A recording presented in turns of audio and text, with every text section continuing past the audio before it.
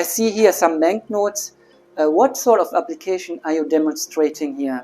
So what we are illustrating here is an example of switching from the visible to the sphere while maintaining almost identical focus for counterfeit detection application with banknotes. So why is it important to use a vis-swir camera such as the Imperium camera for this application?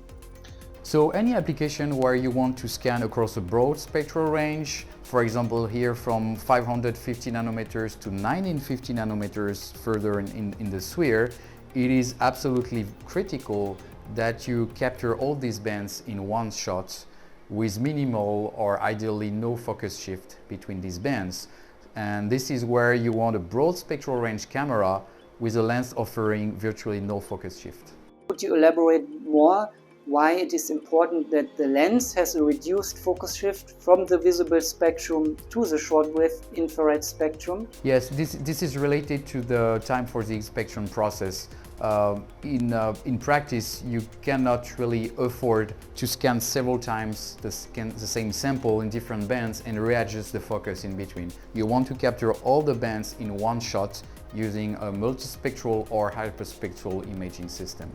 So could you demonstrate the reduced focus shift from vis to sphere of the Kowa lens?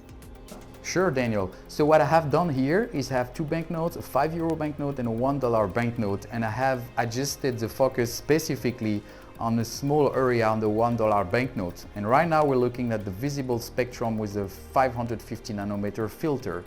And when I remove it and I exchange it for a filter in the sphere at 1950 nanometer, what you're seeing here is that we have almost no focus shift on the same feature. And what's funny to note from an application point of view is that the dollar banknote looks almost identical in the visible and in the sphere.